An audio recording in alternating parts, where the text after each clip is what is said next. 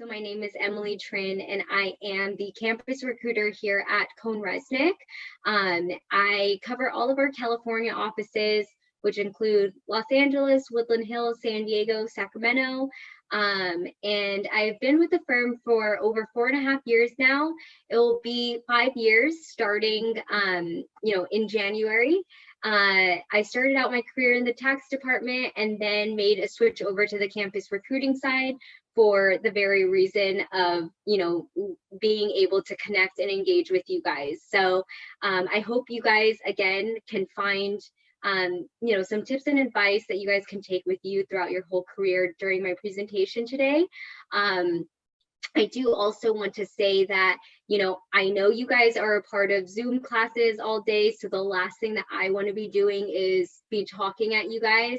I want to make this as interactive as possible because at the end of the day, this is all very important just for the future of your careers. So if at any point you guys have any questions or have any input, feel free to unmute yourselves, provide input because I would love that. All right, so as I mentioned, I'm going to be going over how to be proactive with career planning and recruiting. So first off, I just want to start off with just highlighting the importance of understanding the difference between a career and a job. And what the benefits are in terms of, career planning. So if I can get a brave volunteer, just to give some insight on what you guys think the difference is, just highlight some differences between a career and a job. If I can get one brave volunteer.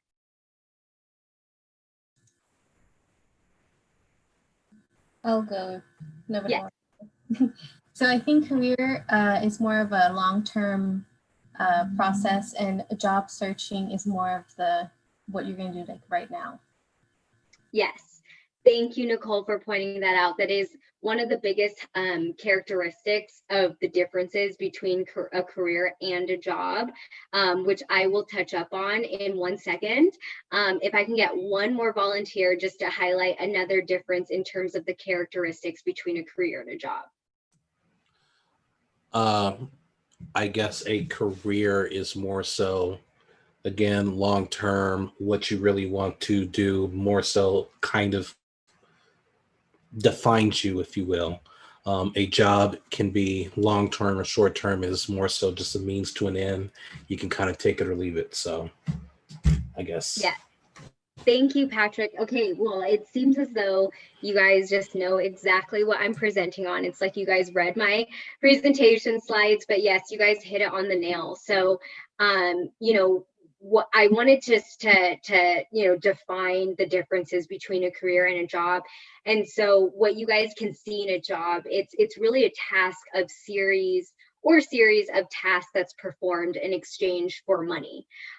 So I would say, the difference between a job and a career is also the intent behind it. So, with a job, it may or may not require special skills. And I would say the primary motivation for a job is to earn money. But you might also want to try different jobs in order to see which occupation fits you the best. So I would say on the career side, it's a little bit more complicated. So I would say a career, it can be a sequence of jobs throughout the lifetime, throughout your whole lifetime. And with a career, it really encompasses the training and the experiences that help you advance towards a larger aim. And that larger aim could be greater knowledge, increased satisfaction, and higher earnings or more responsibilities. So, that's something that I would say is the difference between a job and a career. And so, just to quickly define a career plan. So a career plan is a long-term path based on your short-term and long-term goals with a series of planned steps to achieve those goals, such as to learn, grow, take on new and more challenging responsibilities, achieve promotions, contribute more to your employers, and more likely to increase your earning potentials with all the hopes and intentions of enjoying job satisfaction throughout. And so one thing that I would like to highlight, a career, it's a huge investment in time, money, and effort. And so, with the next couple slides, I do want to, I have a couple visuals here just to highlight some of the differences between a job and a career. And so, as I mentioned, so with a job, as you guys can see here, here's, the little photo they have for job. Career, they have this ladder here. And so this is really important in terms of just like the importance and, the definition of a career. It's really being able to move up and to work towards a larger goal. So, I thought this image was cool in terms of just depicting the differences between the two. Another one is short-term versus long-term, which both of you guys have noted. So with a job, it could be short-term, whereas your career, you're definitely looking more into the long-term and working towards, strengthening your career path. Another one is just low career growth versus the professional growth. So I would say, as you guys may all know, everyone in here, I know you guys are all working towards, your career and your career path. Being in accounting association, I'm sure you guys know there's a lot of professional development activities, and this is all working towards the end goal, which is your career. So, that's another difference that I wanted to highlight. And then collecting money versus collecting experience. So I will say from a career standpoint, you're also collecting money. So you're collecting money from a job perspective, but then, in the career perspective, you're collecting money and experience. And in the long run, that experience is going to help you move up the ladder, which will essentially translate into higher earning potentials. All right, so tired Mondays versus energetic Mondays. So I will say in your career, you definitely will have tired Mondays. But I will say, the difference is when you're going through your career path and when you have found a career that you are passionate about, each day is not going to be a drag. You're passionate about it, you feel like you're working towards a larger aim. I can tell you guys from my experience, thinking back when I was in college, in college, I worked at the library, and, my biggest intent for that, I was a college student trying to make money. That was my biggest intent, was just to earn that money. So in terms of, my happiness there, yes, I enjoyed the job, but really, it was just something there to be able to make money without, the intent of moving up. Whereas within my career, when I started out my career in accounting, each of the days, yes, I was tired, but at the same time, I was very energized because I truly loved what I was doing. And I felt as though I was providing value every single day. And so I would say that's a huge difference, is that, based off of your perception of your current job or your career, that's going to dictate your attitude and your emotions on a day-to-day basis. So although in your career you are going to have those tired Mondays, you will have those energized days too, because that is something that you are passionate about and truly care about. And then uninterested in the values versus aligned with the values. So, this is another thing, as you guys are going through the recruiting process, going to all these accounting association, professional development, like workshops and activities, I think it's very important throughout your whole career planning that you find a company or you find a firm that aligns with your values. That's extremely important. And I want you guys to all feel empowered and to know that you guys have that ability. You guys are doing everything that you can just by showing up today and being here at the presentation. You guys are working towards finding,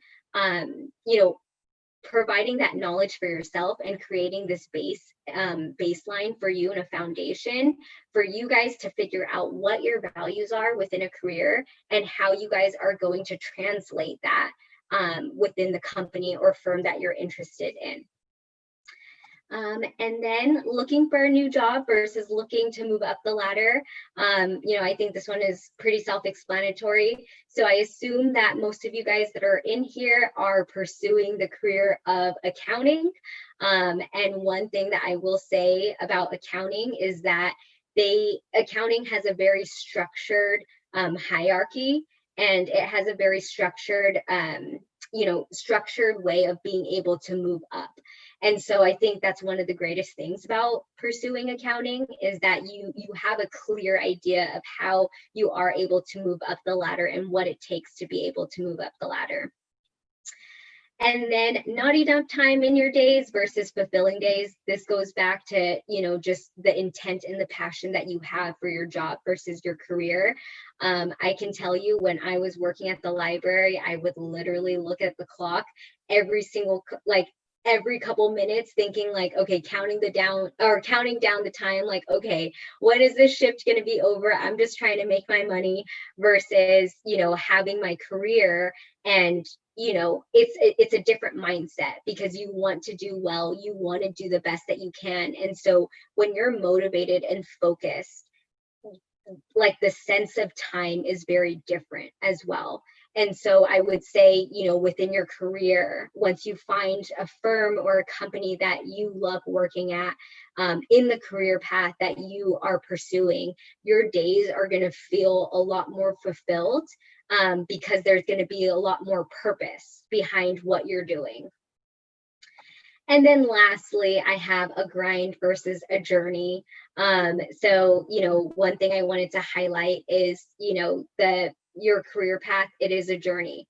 You guys are a part of that journey right now. You guys are in the steps of being able to pursue your career path. And by going to all of these events, that's all a part of your journey, because at the end of the day, you guys are only educating yourself to build a foundation, to be successful, to have that longevity within your career. So, that's another thing. And so that basically concludes all of my visuals for you guys between the differences between a job and a career. So hopefully it gave you guys a little bit of perspective.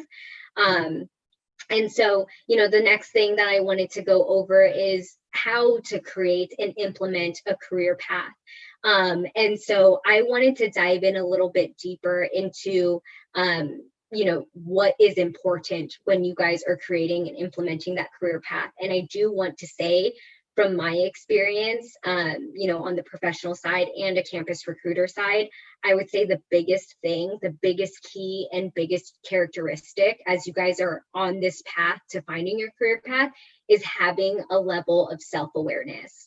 In terms of what you want, what you're interested in, what drives you, what motivates you. And so down here, I have a couple things in terms of knowing yourself, having these self-assessment tests. How many of you guys in here have done self-assessment tests like, the Myers-Briggs test or, career test? Okay, I'm seeing some hands here. All right, perfect.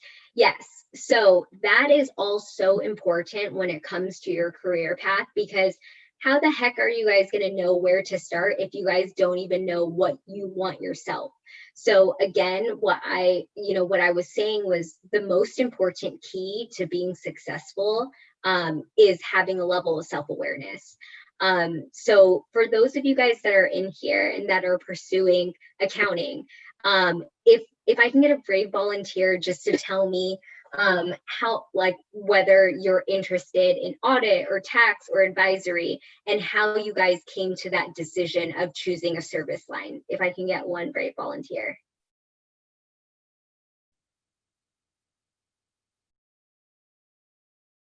No one? I can volunteer. Yes, of course. Thank you.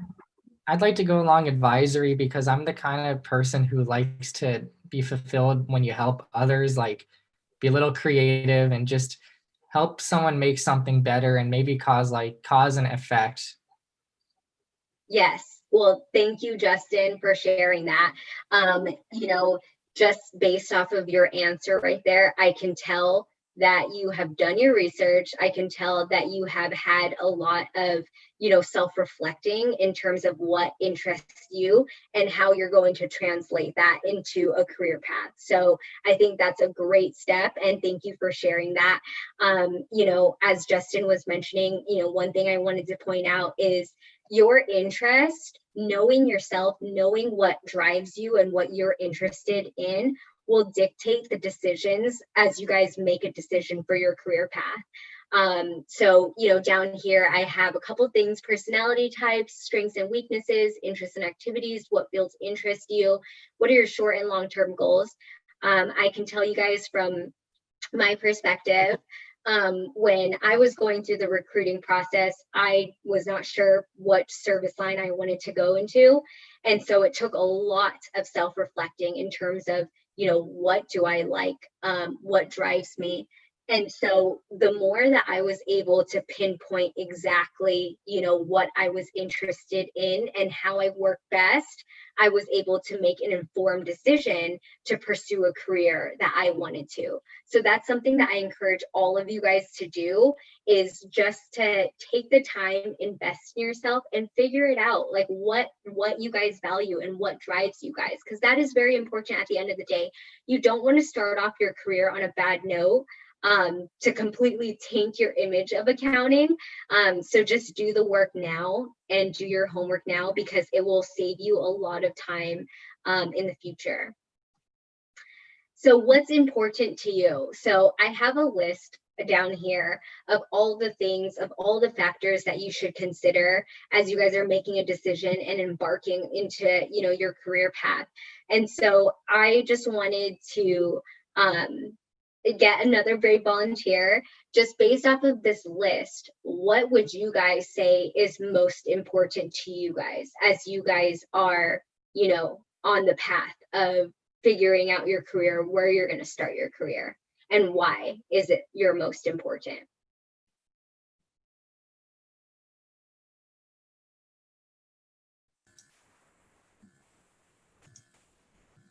I guess I can go. Oh. Yes, Christopher. So I think what's most important to me, there's a couple things. I know work-life balance is a pretty good one. I think training is also onboarding and training is also pretty big. I think career development, being able to, as you said before, get experience, focusing on experience instead of money. I feel like that's very important. And I also just think, yeah, I think those are some of the biggest indicators or what's important to me. Awesome. Thank you, Christopher, for sharing that. Yes, everything that you just said, they're all absolutely important. Those are very important things to consider as you guys are making a decision of which company, which firm that you want to start your career off.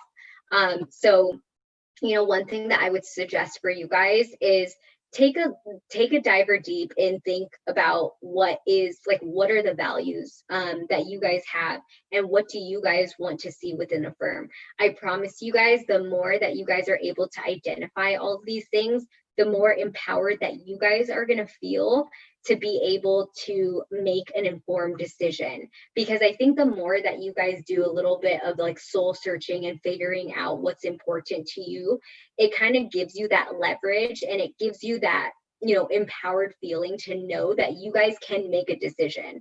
You never want, you guys should be in a position where you feel like you know yourself, you know exactly what you want, therefore you're going to look for a firm that aligns with your values versus the other way around. Because at the end of the day, it's your career, and it's very important for you guys to start off on a good note. And so one thing that I want to point out that's very interesting is, as you guys progress within your career, the factors that you may have found important years ago, it will change down the line. And so, as I mentioned before, for those of you guys that have taken the Myers-Briggs test, have any of you guys taken it throughout a period of time and have that change like the results change? Have any of you guys had that happen? Mine has. Okay. Yes. So you have, Gohar? Yes, it went from ENTJ to ESTJ. Yes. So, that's like a perfect example, is that through time, through time, you're going to be able, like, you yourself as a person, you're going to change. Your outlooks are going to change. Your values are going to change. And so that's something that was very, kind of eye-opening to me, because I can tell you, when I first started out in my career, the value, like what was important to me, are completely different to this day.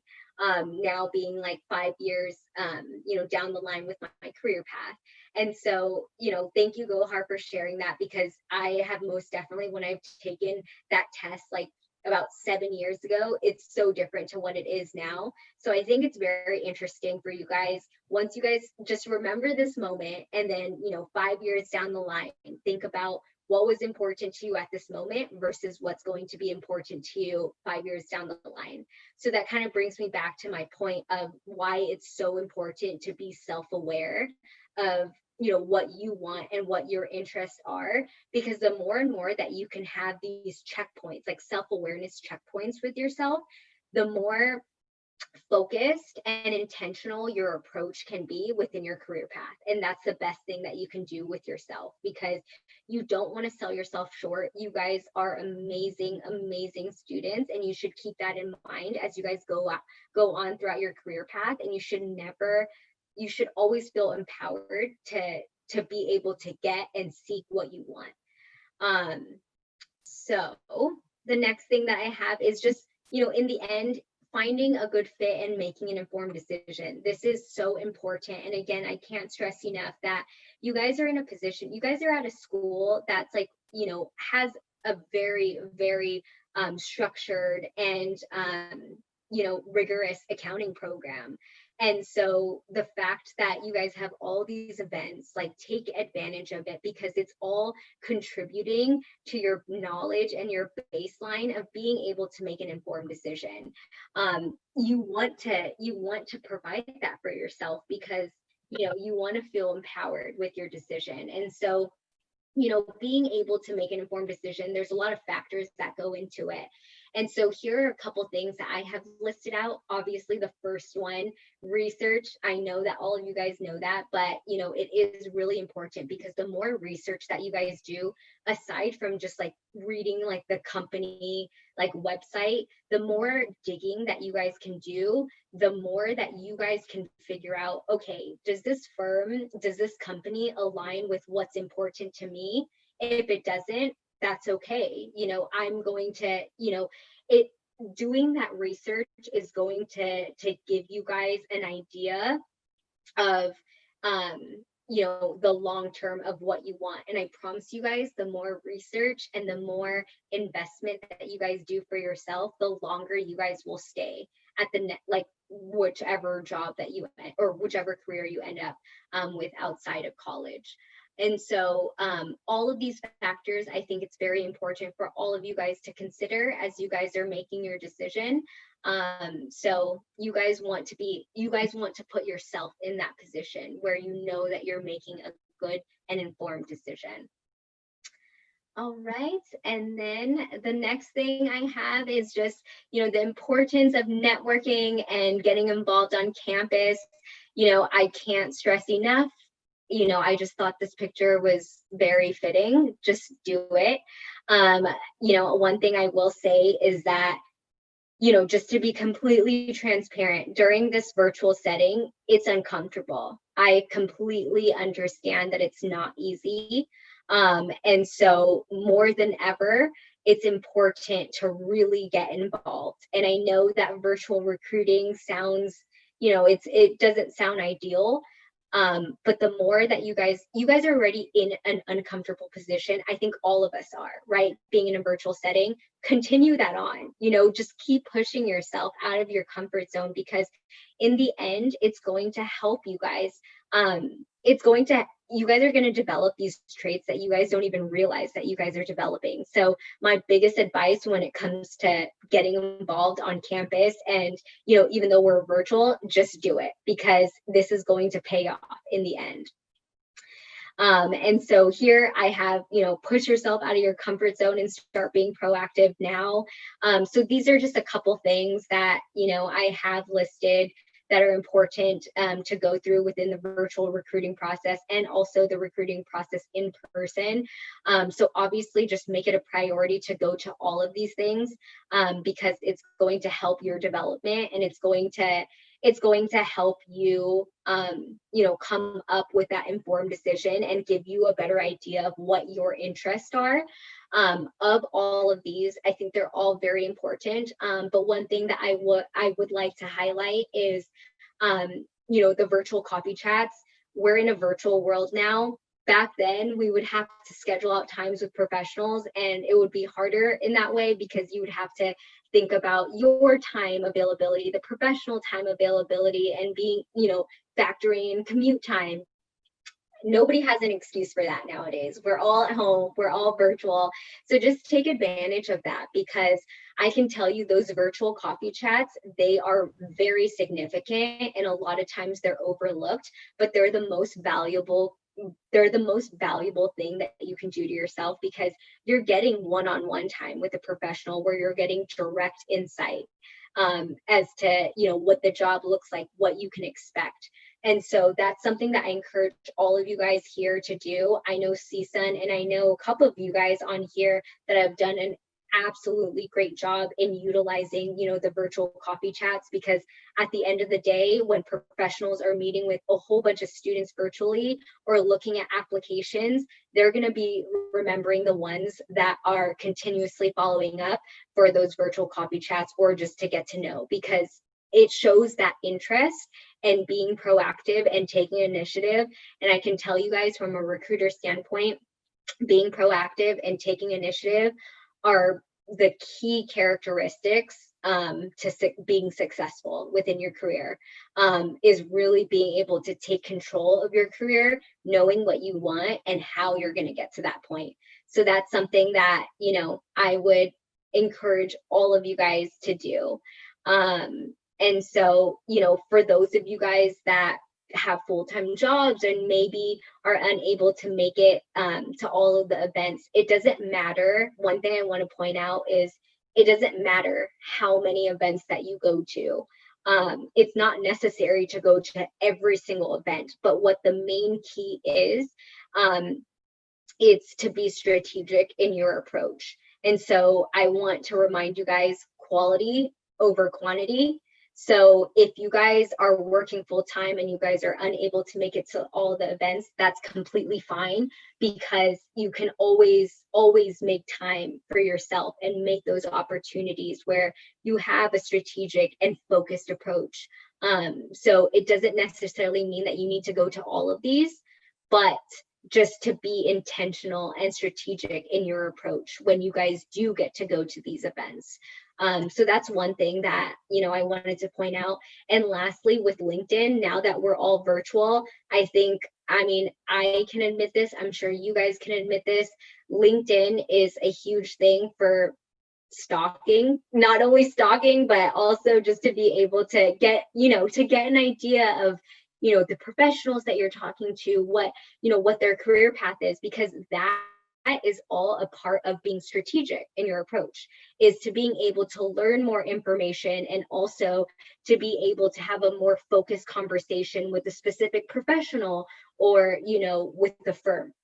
So what I recommend all of you guys, if you guys don't already, update your LinkedIn profiles, because this gives an additional personality for us, because all we see sometimes is just your application and your resume, and that doesn't really paint the full picture. Having your LinkedIn profile, that gives an additional touch to being able to get to know someone as well. And so in the end, just to wrap this all up, I just want to say that career planning and recruiting and just being proactive within those two, it's the best investment that you can make within yourself. Because the outcome can lead to just long-term fulfillment and long-term happiness. So don't sell your guys' don't sell yourself short. Just do the homework now, do all the networking now, do all the research now, because in the end, you won't have to worry about doing any of this when you've made an informed decision and you're at the company and you're at the firm that you truly enjoy, that you won't be leaving anytime soon. So the more that you guys can do in the beginning and you can invest yourself in the beginning, the less that you guys will have to worry about that in the future. Because, let's say, you end up getting a job and you absolutely hate it. Down the line, you're going to have to be doing the same exact thing back to square one in terms of doing that self-assessment, figuring out what's important to you. So just do that now when you guys have all the resources and you guys have each other too to lean back on for support. So that's my biggest advice for you guys, is that you guys are all in a great position because you guys go to CSUN, you guys are part of the accounting program, or you guys are trying to pursue the accounting program. So just take advantage of that. That's my biggest advice to you guys. So, with that being said, that concludes the career planning and being proactive with recruiting. I'm going to quickly go over the firm overview, because I know how much you guys love firm overviews. It'll be quick, I promise, but just so that way you guys know exactly who CohnReznick is. So CohnReznick, by the numbers, we are the 12th largest public accounting firm with over 2,700 employees, including 275 partners. We're located in 25 cities. So we date back actually to 1919. So this year is our 101st anniversary. And so we also have an international reach via Nexia members in more than 100 countries. And so one thing I want to say, shameless plug, but, recently, actually just, last week, we were also voted on Vault's top 10 accounting internships. So that's something that, I felt like I wanted to give a little shout out, because, I think that CohnReznick, we are really, really trying to implement, and keeping in mind this whole virtual element is it can be nerve-wracking, but at the end of the day, our biggest focus is how to make you guys feel comfortable, at the same time providing you guys the resources to really learn and to make you guys successful within your career. So moving forward, just our geographic location, we are very prevalent on the East Coast in terms of our West Coast presence. In our California offices, we have the Woodland Hills, San Diego, Los Angeles, and Sacramento office. And then just our international reach, we also have the Cayman Islands, Chennai, India, Sydney, Australia, and the Netherlands as well. And so lastly, just some local office facts. So we have, just within the LA region, we have 2 offices, the Los Angeles office and the Woodland Hills office. So though they are 2 separate geographic locations, we operate as one office. So we have shared clients. That's one thing to keep in mind. And so between the 2 offices, we have over 160 employees. And so what the breakout of that is, it's about 41% audit, 30% tax, and then 29% for others, such as like advisory, admin, consulting, recruiting. And so in terms of the industry specializations within the Woodland Hills and the Los Angeles office, I would say our biggest industries that we serve in is real estate, tech and entertainment, financial services, hospitality, and the emerging industry, cannabis. So I would say those are our top industry specializations within the 2 offices. So with that being said, that concludes my presentation for you guys. Hopefully that firm overview wasn't so dreadful. And, hopefully that you guys were, in the end, I hope that you guys were able to learn a little bit more, not just only about CohnReznick, but also just about the importance of career planning and being proactive with recruiting as well. So I just wanted to thank you guys for, coming today. I know today is a very big day. So again, I just appreciate you guys being here. But I wanted to see if anyone had any questions for me. Any questions? You guys are all good. You guys are all ready and you guys, got your whole career plan set? I have a question for you. Yeah, of course. I'm not really sure how often you hear this, but what is one of the most common myths that you hear about career planning that people are always talking about? Because I know there's a lot of them. Yeah, that's a great question. Let me think about that. Oh, that's a very good question. You stumped me there. I would say myths about career planning. I feel like a lot of what we hear from like school perspective and from the perspective of students is I don't really have to do it now. I'll do it once I have my degree. Yeah. So that's one of the most common ones I hear, like from the student perspective. So it's interesting to hear from the professional point of view what the common ones you guys hear. Yeah, I mean, I would say the one that you pointed out is 100%. That is, I know the term career planning is like, it's easy to kind of get in the mindset of like, oh, I'm still going through school. I don't have to think about that. That is 100%. I would say it's not the way that you should think about things, because essentially, yes, you guys can think about your career and do all that planning later on, but why would you wait later on when, in the end, if you can do it now, you are serving yourself, you're putting yourself in a position for success, because down the line, if you guys don't consider all of these things that I just went over with you guys, just like the important factors, if you guys don't do this now, you're going to have to revisit the same conversation, the same questions a couple years from now. So I would say with career planning, do it as soon as you can. Do it now. I mean, you guys are in the process of recruiting, and you guys are in the process of learning about all these different firms and just like the careers that public accounting has to offer. And so the more that you guys can do this now, you guys are eliminating that in the future. I cannot stress that enough. And one thing too is that, of course, there are times where your career paths are going to change, just like me. I mean, I can tell you, I'm a perfect example. Like, I went from tax to campus recruiting, which is not your typical career path whatsoever. But in the end, the more that it's okay if your career changes.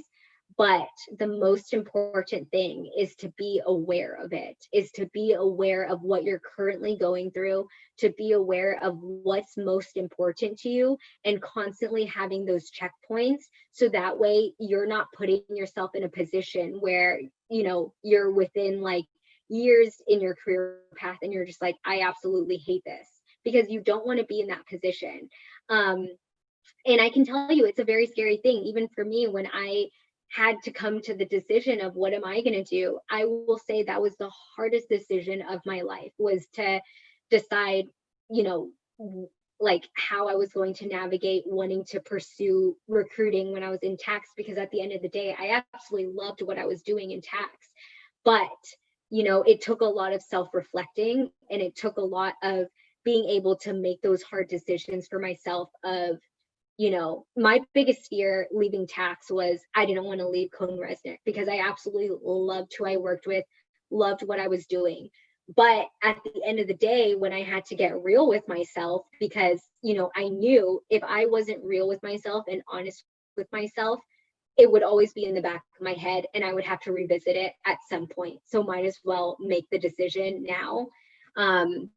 So, during that time, there was a lot of questions that I had to go through and think about, okay, had to come to the realization of, I think that I have, I love tax, I love recruiting, but I think at the end of the day, I have a larger passion for recruiting. And if I don't pursue it, then it's always going to be at the back of my mind.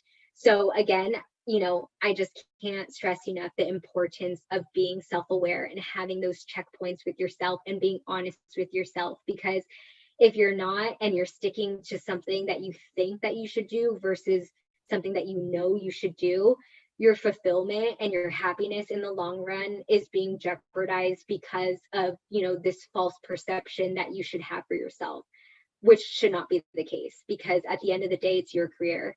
and you should have complete control over it. So at the end of the day, do your career planning now, have those conversations, have those checkpoints with yourself now, because it will help you in the long run without having to, come across a lot of, questions and concerns in the future. Great question, Gohar. That, really stumped me. Thank you. You gave an amazing answer. Thank you. Thank you. Yeah, any other questions? I have a question. Yes. Hi, Mariana. Hi. Kind of to piggyback back of what you were just saying, say someone does have a change of heart or just doesn't feel comfortable in the career that they choose. So I know you had that, right? But it was just like a different passion. How does that process work? Could you elaborate a little bit on that, please? Yeah, so I can say in the world of accounting, probably your biggest change of hearts, it's not usually tax to recruiting. I would say it's either tax to audit, audit to tax.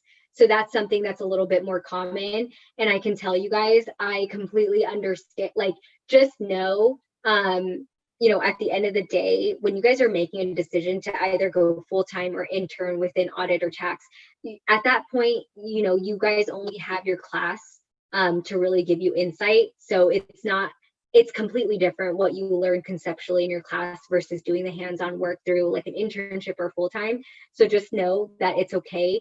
I want to tell you guys, if you guys ever come across that within your career, don't ever be afraid to speak up to that, because at the end of the day, again, I don't think any company or any firm wants you to be stuck in something that you absolutely don't like. And so during my time at CohnReznick, I can tell you guys that I've seen it happen a couple times where people have had a change of heart, where they started out in tax or audit and wanted to move over to the other side.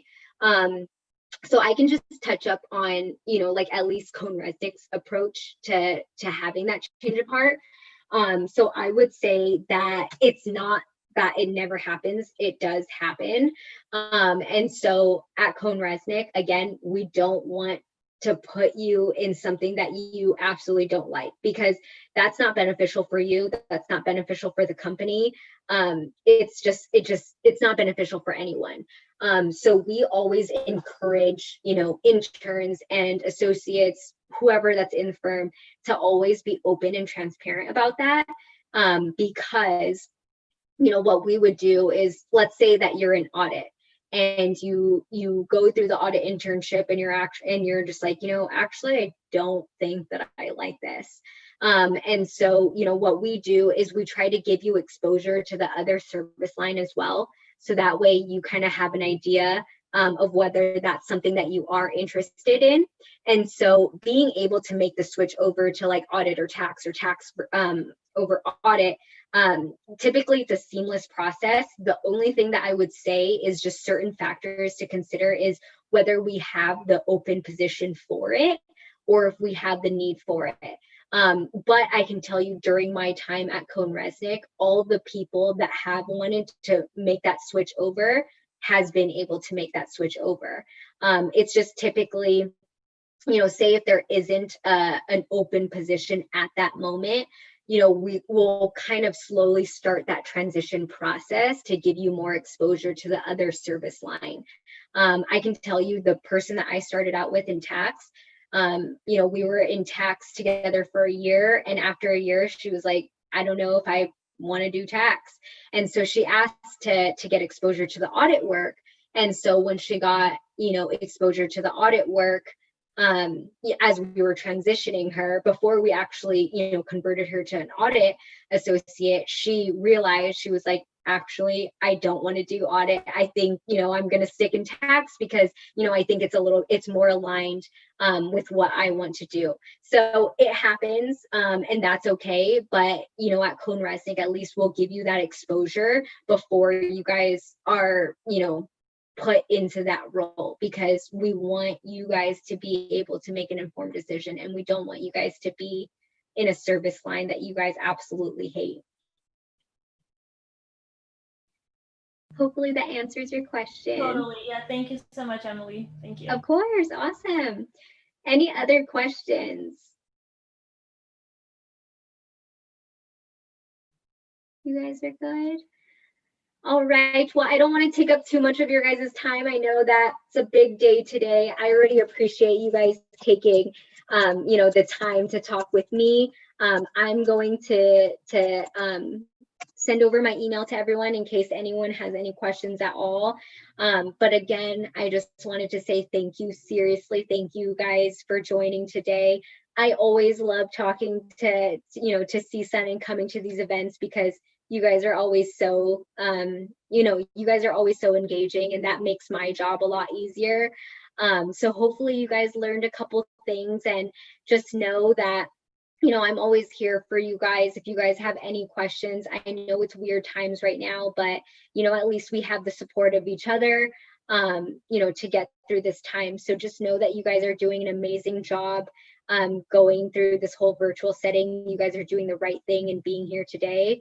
So I appreciate it. And, I enjoyed this hour that we had together, and I hope you guys have a great rest of your night, and, don't stress over anything. Just, try to keep it cool. I think we're all trying to keep it cool. So thank you guys for having me today.